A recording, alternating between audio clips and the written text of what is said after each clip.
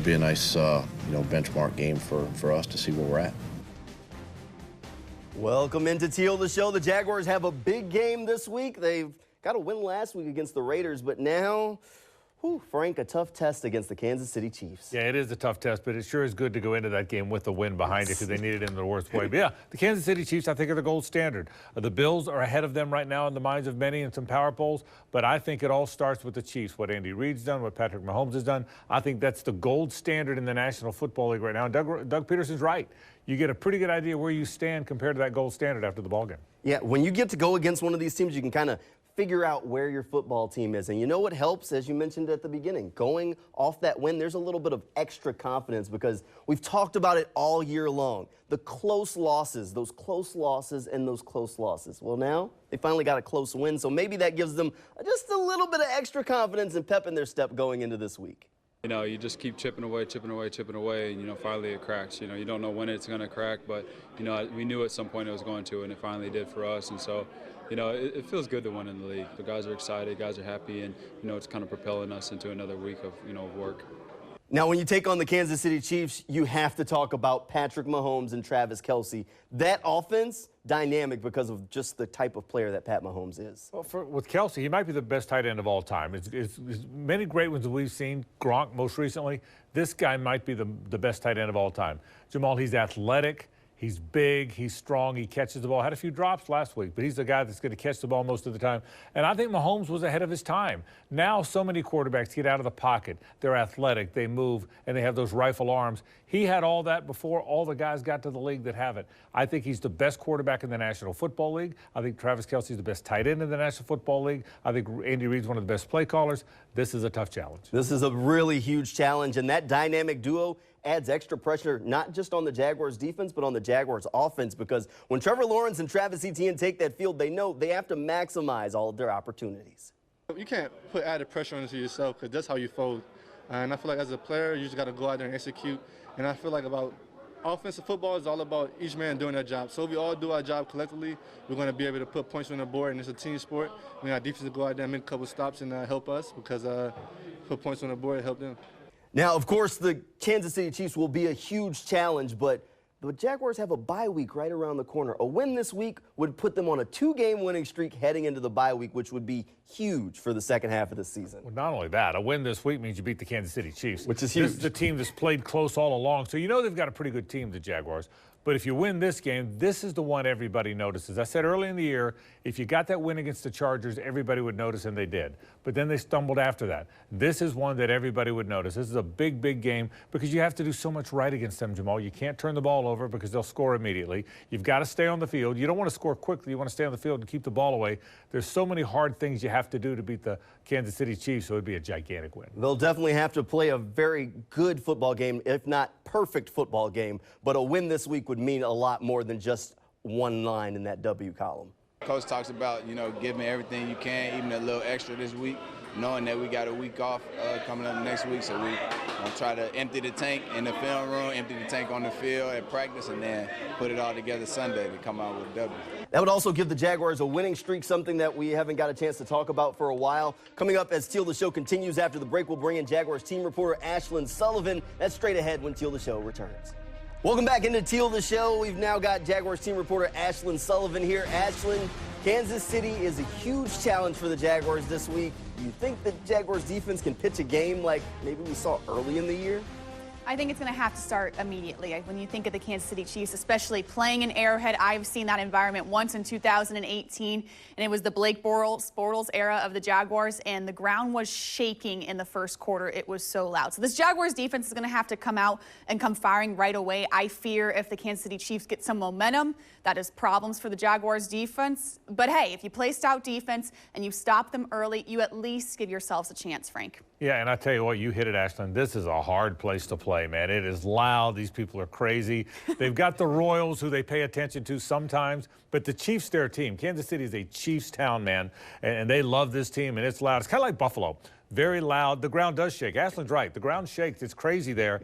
It's a hard place to play. By the way, it's going to be very cold, too. So it's cold ground that's going to be shaky. A little chilly. I did talk to some of the Jaguars players in the locker room that have played in Kansas City before, and they were like, it's legit there. It is loud. These people love the Chiefs, and they know it's going to be a very tough place to play. It doesn't help that the Chiefs are just a really good football team all the way around. We talked a little bit about Travis Kelce earlier in the show. Frank, how can the Jaguars slow this guy down? And it doesn't seem like anybody in the NFL has a recipe, but they got to try something. Well, slowing him down is what you're going to do. You're not going to stop him. I think, number one, the Jags have become a bit of a zone team, so I think they're going to stay back and keep everything in front of you. What you do want to do is you want to make the Kansas City Chiefs go down the field. You want them to have 9- and 10-play drives if they're going to score. You don't want them to hit you over the top. And that's the thing. I think it's a zone team now. I think that's what the Jags have become. Keep everything in front of them. Make Patrick Mahomes march up and down the field. If that means 4 or 5 balls to Travis Kelce, so be it. But that's how you have to play the Chiefs. Yeah, you got to find a way to just kind of slow them down. Control them if you can. Ashlyn, that's tough to do when you got a guy like Patrick Mahomes who can look one way, throw it the other way, and it still be perfectly on target. I think I was talking to Andre Sisco yesterday, and he said, I love watching it when it's not on me. So understandable as a defender, that's tough to defend because you never know where the football's going. Absolutely. And I think when you think of Patrick Mahomes, you see those no-look passes, and it's amazing. We've seen it on SportsCenter Top 10 every single week. I think the recipe, I guess you could say, for beating Patrick Mahomes, and it really isn't a recipe because if it was, everyone would do it, is pressuring him every single play. He's still going to get his yards. He's still going to get his touchdowns. But I think we saw it last week against the Titans in that game. The Titans kept after him. And even when he was scoring points, they kept after him. They made it a close game. The Chiefs still won it. But I think that's your recipe if there even is one that exists, Frank. Yeah, they got him off his spot, and she's exactly right. That's what the Titans did. Look, he's good even when he's off his spot, like you were talking about, but he's better when he's on his spot, when he can sit tight. Here's the other thing, too. They don't run the ball well. The one thing that has changed a little bit about the Chiefs is they're not the running team they once were. So they're one-dimensional. They're just so great at that dimension. You got to chase him. You got to pressure the passer, as Ashlyn said. And again, nothing over the top. I'm telling you, the biggest thing in this game, Jamal, you can't get beat over the top here. Now, one of the problems is that Patrick Mahomes is such a talented thrower that people forget he can run the ball pretty well. Last week against the Titans, he broke off a couple of big plays with his legs in crunch time. And we've seen already in this season, Ashlyn, what quarterbacks that can run the ball can do to this Jaguars defense. I mean, Daniel Jones over 100 yards rushing. Not exactly ideal when you're getting ready to go up against, in 2 weeks in a row, probably the two most dynamic quarterbacks when it comes to running the ball in the league, maybe. So it's going to be tough for this Jaguars team to control Pat Mahomes on the ground as well. For sure. You almost feel like when the Jaguars face a mobile quarterback, they're one defender short. And Coach Peterson talked about it. This is a major challenge because you're so stuck to your assignments, and we saw it in Philadelphia as well with Jalen Hurts. He takes off, and you're with your guys, and he's gone. There's no one to defend him. But, yeah, you're so right. Patrick Mahomes this week, Lamar Jackson next week, you're going to have to find a solution. You're going to have to find a solution fast to stop these mobile quarterbacks. I don't even think you stop them, but just limit it at this point. And I can tell you, we're seeing an evolution in the league. This is really changing. It's been changing slowly and evolving slowly. But that's today's quarterbacks run. Josh Allen runs, and Patrick Mahomes runs, and Justin Herbert, when healthy, runs. They all can move. You talked about Daniel Jones. That's the evolution of the National Football League. Don't kid yourself. One of the reasons the Jags won last week is Trevor Lawrence broke off a couple big runs, including that 24-yarder before the half. So, yeah, the league has changed. You have to manage and control running quarterbacks because everybody's got them. Now, we're talking a lot about this Chiefs offense because they're really good, but that Chiefs defense isn't exactly a pushover either. They have one of the most dynamic pass rushers in the league, Frank. Chris Jones is a guy that can wreck a passing game on his own because he's just that dynamic. He's already got 3.5 sacks, which for an interior guy is really good. He's a big physical guy. You're right. He's the best player on that defense. You got to block him. Carlos Dunlap on the other side is still a good player, but he's not the player he was 5-6 years ago. He's a little older guy now. You got to concern yourself with him, but the main thing is you got to block Chris Jones. You're probably going to have to double him some.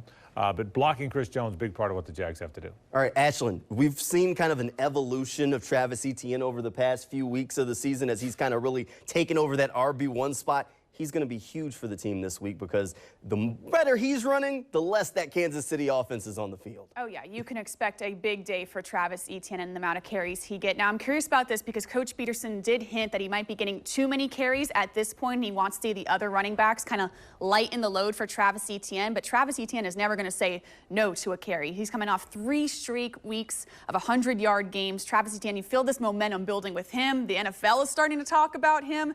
I don't see this guy slowing down down anytime soon. But I think Ashlyn hit it. I think she hit it.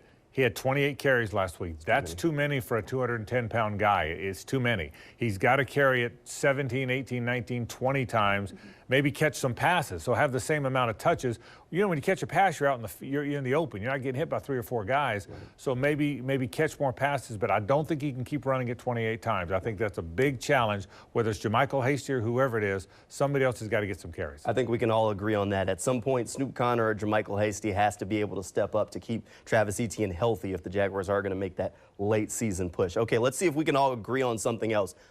It's time to pick the game. All right, Frank, you want to go first? Do you think the Jaguars can pull off the upset in Kansas City? Well, as I told you last week, I stepped forward last week. You did. You did it. You came through.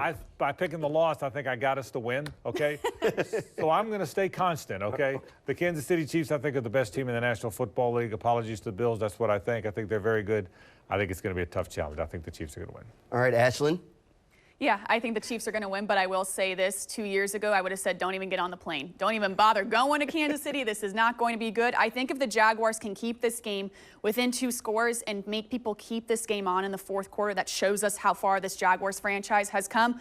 I know people don't want to hear that. I know you want to win right now, but this team is progressing. They're just not quite to the level of the Kansas City Chiefs yet. Right. I think we can all agree on this one. I would love to sit here and say that I'm ready to pick the upset in this matchup, but the Jaguars just aren't quite there yet. Could it happen? Sure, but a lot of things have to go their way if they pull off that upset. I think we can all agree that we think the Chiefs are going to pull out the W, but I do think the Jaguars keep it closer than many people are expecting them to, and maybe make the Chiefs have to make some plays down the stretch to get the W, which, you know what, that's still a positive sign for the future of this Jaguars team. Ashlyn, Frank, thanks for being here, and thank you at home for tuning in. That'll do it for Teal the Show. Good night, and go Jags.